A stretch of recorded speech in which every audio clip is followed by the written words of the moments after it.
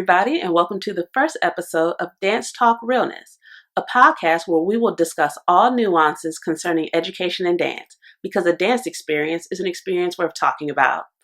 I'm your host, Truly B, and on today's episode, I'll be telling you a little bit about myself, how I personally define dance education, and also a rundown on how the episodes will go.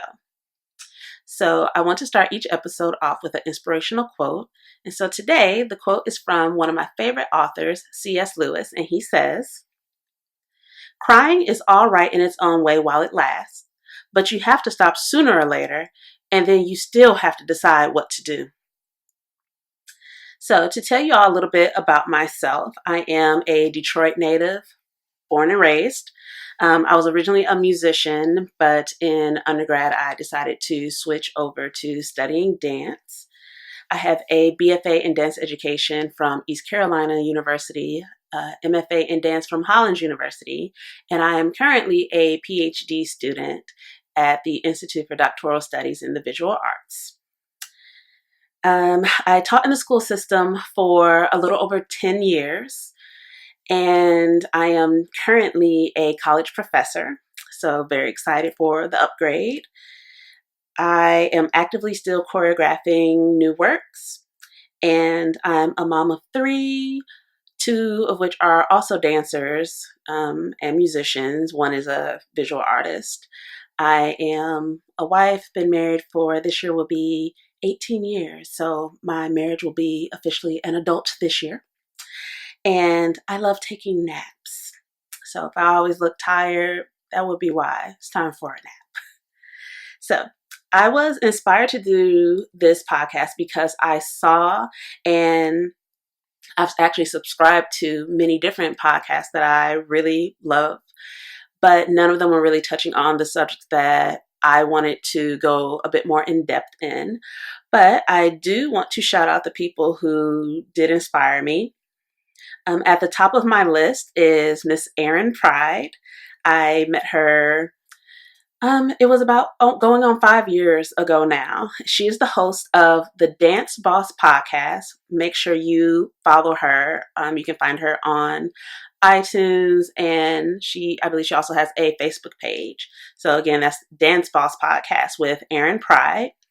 Her dedication to continuing conversations with dance educators around how to find more conducive ways of lesson planning, how to avoid burnout, ways to come up with fresh choreography for their students. I found all of that very inspiring while I was still a K-12 teacher. And I actually still find a lot of things she says still very relevant for higher education also.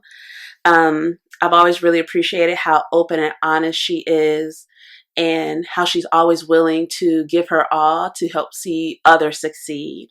So she's not, in my experience with Erin, she's not in it to really benefit herself. She really is about the business of helping others be successful, and vicariously through that, making sure that the field of dance is continuing to grow. So shout out Erin, love you girl. I also want to shout out Lene Hippolyte, and she's the host of the Glow Up podcast, and I actually use her podcast planner. It has been instrumental in helping me to get organized and just plan out things, make sure I'm scheduling things and sticking to a schedule and getting everything done. And I found her information and guidance to be very clear-cut, to the point, and easy to follow, very helpful. Another person is Mrs. Melissa Fredericks, who is the host of the Love Hour. And having watched her develop and grow as a host over the past couple years has been very inspiring and has given me hope that I will at some point become really good at talking to people and interviewing and asking the right questions and being able to give them space to answer without giving too much space. Just in general, being very engaging. Something that I've seen that she does very well. And I hope that that will also lead me to being able to reach more people, widen my platform, and really contribute more to the field of dance. And then finally, a duo who I really enjoy listening to are Kev on Stage and Doughboy, who are the co-hosts of Righteous and Ratchet, one of my favorite podcasts ever. And by far, their transparency is what I really appreciate. And I hope to bring to all of my work, just even when there are mistakes made, being able to say, you know what, yeah, I was wrong. All right, let's learn from this lesson and let's move forward and work towards making better decisions. I also am really attracted to the idea that I've seen from them, from Kev on Stage in particular, this idea of being able to really benefit my friends and my colleagues by giving them a platform that they can also use to not only advertise for their ventures, but sometimes just to even give them a safe space where they feel they can talk about something that's been weighing on them and where we can really hash things out and, work through ideas. So now I will answer some of the questions you'll be hearing me ask my guests in the first mini series, which I'm calling the Defining Dance Ed series. So in this series, I'm going to talk to a few different dance educators that teach in different fields. So some are K-12, some work in conservatories, some are studio-based, and some are higher ed. And so even though I don't believe that there's one definitive answer to this, just trying to see how people from different walks are defining it so we can start having more discussions within the dance community on how we want to define dance. So, because so many people seem to think that dance education only pertains to what is taught inside of the dance studio or the classroom, I really want to bring to light that dance education encompasses so much more. And I have a list of things. So, self-discipline, creative thinking skills, troubleshooting, kinesthetic awareness, spatial awareness, gross and fine motor skills, politics, cultural structures, psychology, spirituality. Those are just a few of the things that I feel help to round out a complete dance education. Also, emotional, mental, physical, relational, financial, sexual health. These are all important subjects that dance education can address. And I'm very interested in talking with guests moving forward to see how we can really start addressing these things and really broadening the scope of how others are defining dance education. Another question I'll be asking them is, what are some things that they wish they knew before becoming a dance educator? I definitely have a long list for that. Some things that I wish I would have known early on is to be honest about who you are, but in a professional way. I have found that being honest with the students opens the door for them to be more honest with you. And it's also much, much easier to not try to live a lie the whole time because you're trying to balance all these different lifestyles. And it's just much easier to just be very transparent and very honest up front. So if you know that you're a person, for example, I'm not a morning person. So I let my students know that I may look like I'm not interested in speaking to you right now, but it's not that. It's that I'm just honestly not awake. So give me 20, 30 minutes and I'll be good and I'll look like a normal person again. So again, just being honest. Be firm but fair. I have always been known as a stickler for my rules. And to me, I am a believer that rules serve a purpose. Yes, there should be some flexibility. And to me, that's where the fairness comes in. That if I have a very strict attendance policy, but an emergency happens for a student, then in fairness, I will be flexible with them instead of just holding hard and fast and giving no leniency and not treating people like people. Teach what you know and be honest about what you don't. And don't be afraid to say you don't know, yet be willing to learn to bridge that gap. Just the idea of some people think teachers should know every single thing there is to know about what they're teaching, and that's just not possible. You can't know everything, and it's okay. It's okay to say, you know what, I don't know that, but you shouldn't stop at the I don't know. You should continue to say, okay, I don't know that, but let me look into it. Another helpful thing I think is to also be able to say, okay, I don't know, but I know someone who does. Let me direct you to the proper channel. So, not being scared to say you don't know and knowing that that's okay, but also being willing to learn. For those who are still within K-12 or doing studio with the younger kids, I would say garner parent support, but don't relinquish control of your program. So there's a fine line between I want your feedback and you're becoming a dictator in what I do. Unless you are also a dance educator, you're probably not qualified to tell me how to run my class, which is okay. It's fine. Everyone's free to have an opinion. Everyone's also free to have a butthole because everyone does. Most people do. There might be someone out there who doesn't. I don't know. I'm not going to look that up though. You want to look that up, you go ahead. But that aside, you're free to say what you want, but understand that the instructor, hopefully, if they are in that position, they've done the work to be there. So trust that and let them lead, let them teach.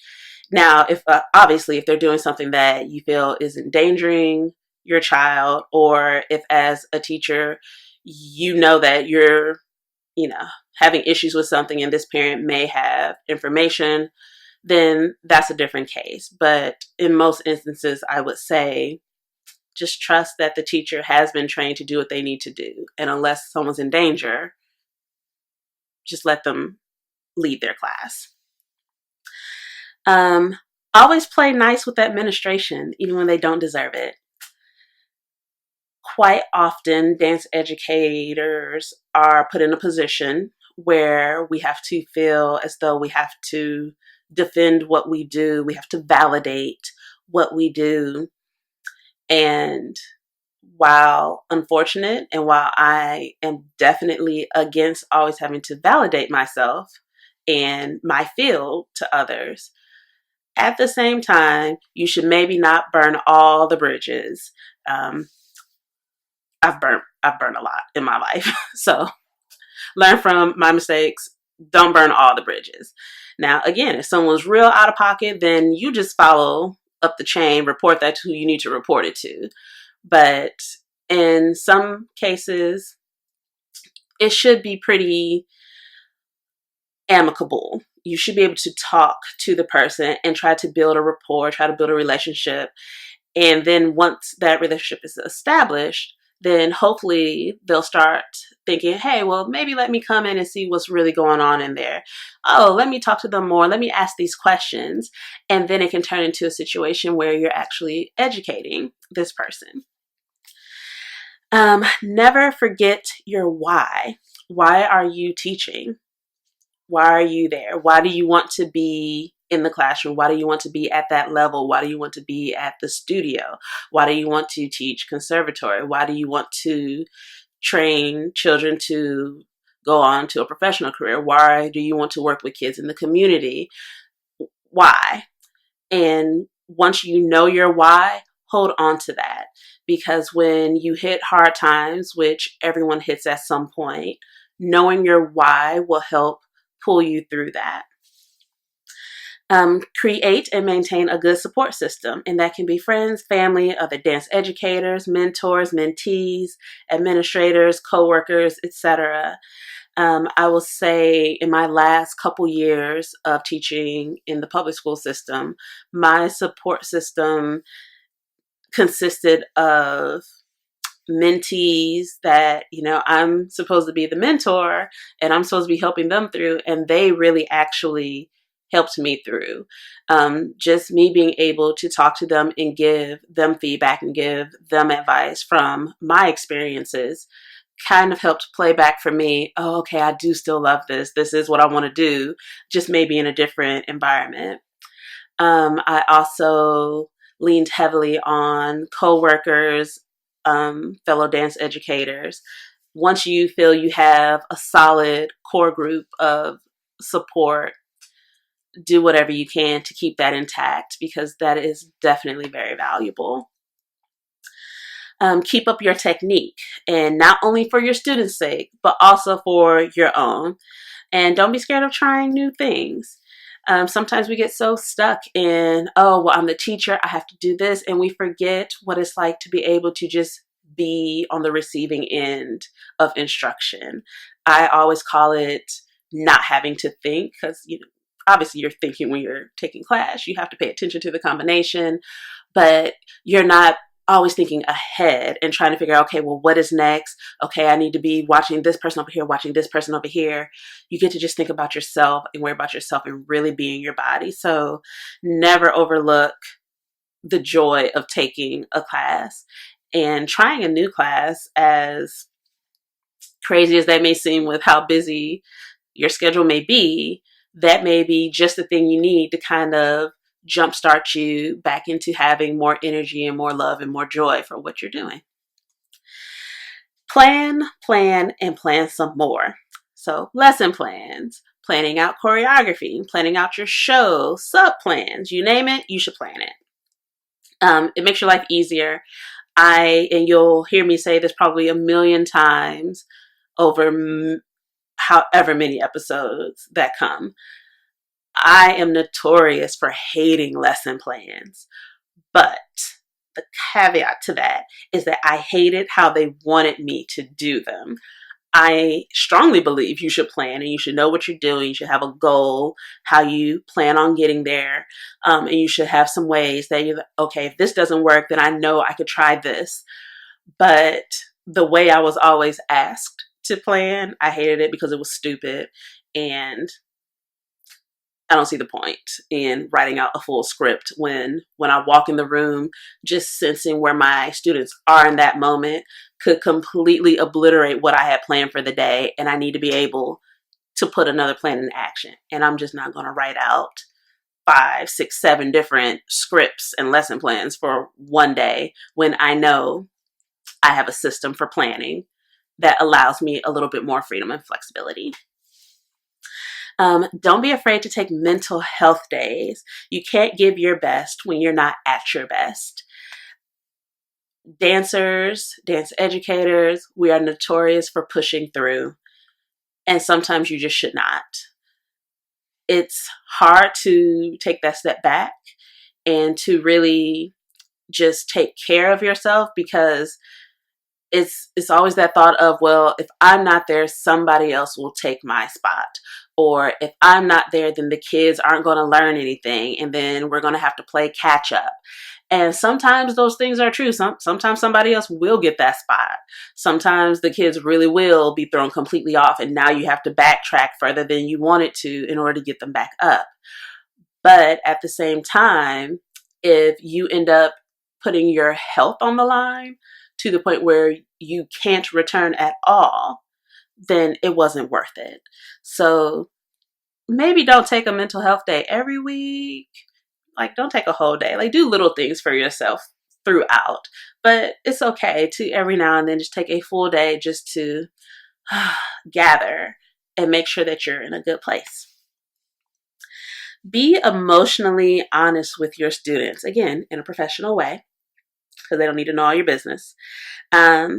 But you should make it clear to them that you're a human being too, and that you also have bad days, and that you understand that they too are human and will have bad days. I have found that being just, again, emotionally honest with my students opened a door for them to be emotionally honest with me. Communication is key. And again, you don't have to tell them all of your business. I advise against that. And I tell my students the same. You don't have to tell me everything that's going on. But even if it's just you know what, I'm not having a good day today. So if my energy is at like 30%, I have some stuff going on, but I'm going to try. Or if it's something devastating has happened, I can't really do this, but I just wanted to be here, then you should be able to voice that, and they should be able to voice that to you. It's okay that your students don't like you sometimes. You're not there to be their friend. It is what it is. It's also okay that sometimes you don't like them. Again, not there to be friends. But that should not have a negative impact on the learning environment. So by that, I mean, you don't have to like someone in order to instruct them properly. They don't have to like you in order for you to instruct them properly. Now, if they choose to not receive the information, that's a them issue. But just because you don't like how this one child always has an attitude, or you don't like how they speak, you don't like how they do X, Y, Z, doesn't mean that you don't still give them your all when you're instructing. It's okay to be human and to just be like, you know what, I think just as a person, we're not here. But still give your all when instructing. Make sure to respect boundaries. I was taught for sure in school, you physically touch in order to give corrections.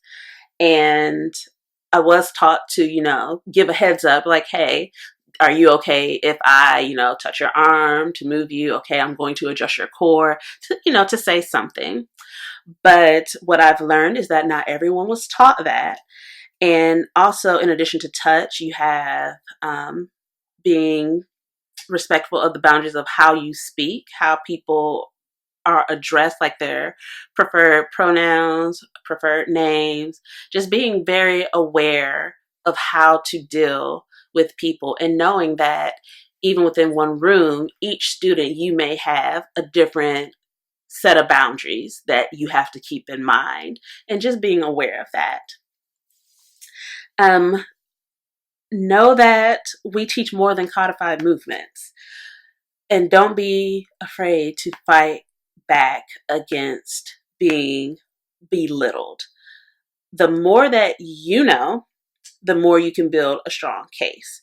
So again, falling into that idea of validating and like proving your worth, again, I'm not a fan of having to validate myself to others, because I'm like, you know what, I legit don't care.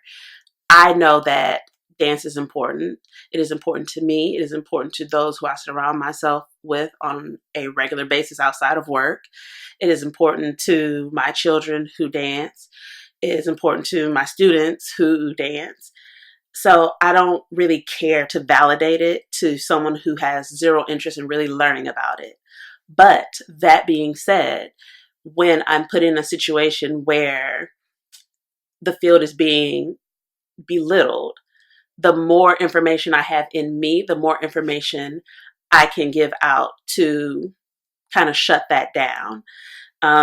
Perfect example is, had a colleague who told a student that she shouldn't be majoring in dance because she couldn't get a career in it. And I was like, dude, I'm literally doing the thing. Like I have a whole career in it. I have full benefits doing the thing that you're telling her she can't do. These are the things that she can do if she studies dance. There's a misconception that if you're majoring in dance, you're only thinking about performing on stage. And that's not the case for everyone. And there are so many more options, even for those who decide to perform on stage. There's so many different ways they can approach that people who aren't knowledgeable about the field just completely, they don't know. They're ignorant to those things. And so the more you know, the more you're able to inform them and hopefully begin to shift the dialogue around the field. And last but not least, favoritism happens, and it's okay to have favorites. But again, don't let that impact how you teach. For me, I always have favorites. I tell my students I have favorites. I'm like, I'll point them out to you if you need me to. But being my favorite doesn't benefit you really. It makes your life significantly harder. If you're my favorite, I'm like, oh, wow, you're really good at this. You're really working. You're really pushing. Let me give you some more. There's never a time that a favorite has not had to do the work or that they were allowed to act up with no consequence. It didn't happen for me. Um, some people chose to not see all those things, but my kids who have, they're like off in college, some of them graduated college already, they could tell you I made their lives pretty much a living hell because they were my favorites. And it is what it is. But again, even though they were my favorites, I still taught everyone the same. Now, that favorite may get additional help because they're asking additional questions, hence, they're my favorite, but everyone was still getting equal opportunity education. All right, so the next segment that I will do with my guests is called the Ultimate Dance Trio. And in this, I will pose a question where I'm asking them to just pick their top three. It could be people based off of genres, countries, whatever. But I want them to choose their ultimate three. And fingers crossed it won't be too hard for people because even when I was trying to answer this question myself, I was like, oh Lord, I don't know that I can really pick three. But my ultimate dance trio question is if I could be proficient at three styles of dance that I am either currently uncomfortable with or not educated in, what would they be and why? And so I chose, my first one was ballet. It's not that I have zero training in it, it's that I'm so uncomfortable with it that I literally cry my way through classes. It is the most shameful thing as an adult, but I would say maybe about halfway through bar, the tears start welling up. And then from there on, center, across, combinations, all the things, I'm in tears.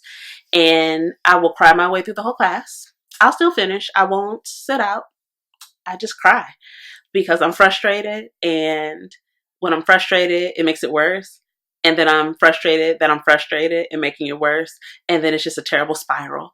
And so I would love to be able to take ballet classes and be able to not cry through them because I know that that would greatly impact my teaching ability in that form. I've had to teach beginning ballet because I was teaching in the public schools and I had to give my students that information.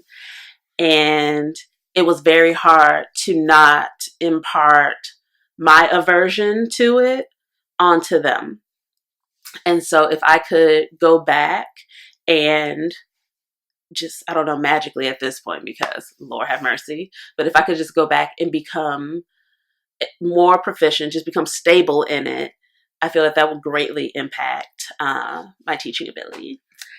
My second would be tap. And that's because I really like tap. I really enjoy it. And I'm good enough at it that I can tell I am not good at it. Like I can hear the rhythms and I can figure that out, but I didn't have enough training in that. I only took, say over the course of my life, maybe a year's worth of lessons. I took it in high school for a semester. I did a semester in undergrad. Yeah, no, that's it. That's all I've had. And what really got me through was being a musician and just it being such an auditory experience that helped and that got me through a lot of things.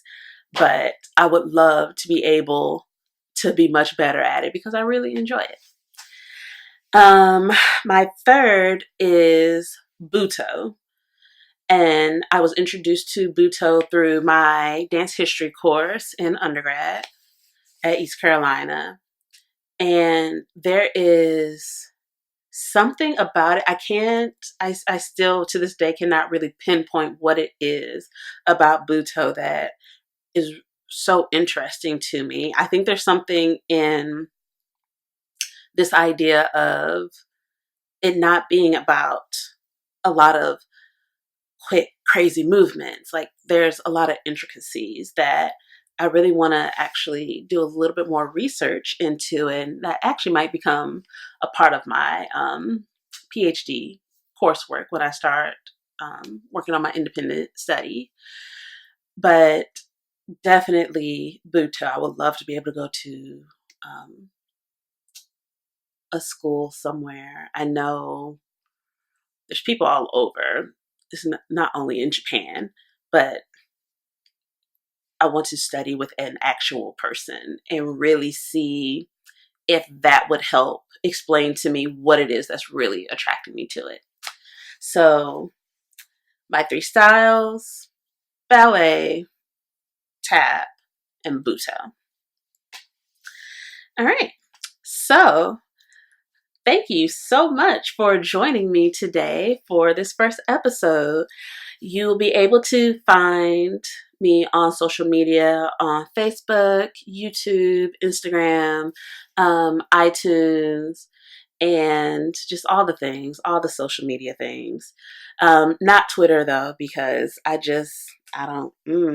haven't worked that out yet. But the day I do, y'all will be the first ones to know. So I'm looking forward to enjoying this journey with you all.